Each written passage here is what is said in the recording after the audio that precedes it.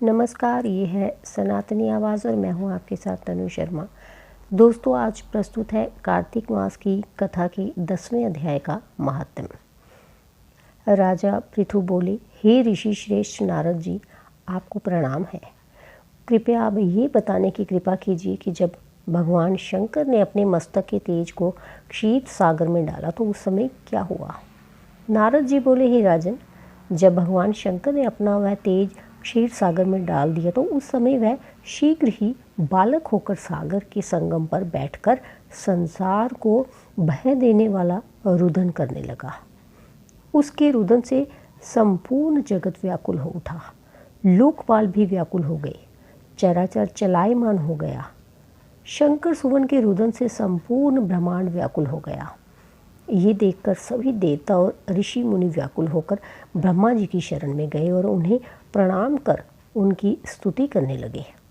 उन सभी ने ब्रह्मा जी से कहा, हे पितामह, ये तो बहुत ही विकट परिस्थिति उत्पन्न हो गई है। हे महायोगिन, इसको नष्ट कीजिए। देवताओं के मुख से इस प्रकार सुनकर ब्रह्मा जी सत्य लोक से उतरकर उस बालक को देखने के लिए सागर तट पर आए। सागर ने ब्रह्मा जी को आता देखकर उन्हें प्रणाम किया और बालक को उठाकर उनकी गोद में दे दिया। आश्चर्यचकित होते हुए ब्रह्मा जी ने पूछा, हे सागर, ये बालक किसका है? शीघ्रतापूर्वक कहो। सागर विनम्रतापूर्वक बोला, प्रभु, ये तो मुझे ज्ञात नहीं है, परंतु मैं इतना अवश्य जानता हूँ कि ये गंगा सागर के संगम पर प्रकट हुआ है। इसलिए हे जगत गुरु, आप इस बालक का जात कर्म आदि संस्कार करके इसका जातक फल बताइए। नारद जी राजा पृथु से बोले, सागर ब्रह्मा जी के गले में हाथ डालकर बार बार उनका आकर्षण कर रहा था। फिर तो उसने ब्रह्मा जी का गला इतनी जोर से पकड़ा कि उससे पीड़ित होकर ब्रह्मा जी की आंखों से आंसू टपकने लगे। ब्रह्मा जी ने अपने दोनों हाथों का जोर लगाकर किसी प्रकार सागर से अपना गला छुड़वाया और सागर से कहा, हे सागर, सुनो, मैं तुम्हारे इस पुत्र का जातक फल कहता हूँ।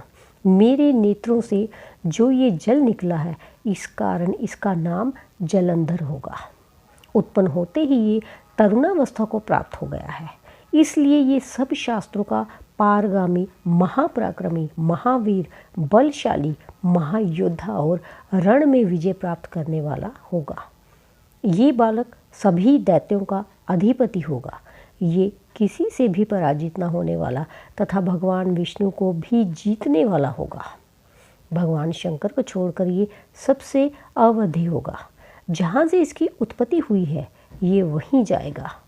इसकी पत्नी बड़ी पतिव्रता, सौभाग्यशालिनी, सर्वांग सुंदरी, परम मनोहर, मधुर वाणी बोलने वाली तथा शीलवान होगी। सागर से इस प्रकार कहकर ब्रह्मा जी ने शुक्राचार्य को बुलवाया और उनके हाथों से बालक का राज्य अभिषेक कराकर स्वयं अंतर्ध्यान हो गए। बालक को देखकर सागर की प्रसन्नता की सीमा न रही। वह हर्षित मन से घर आ गया। फिर सागर में उस बालक का लालन पालन कर उसे पुष्ट किया।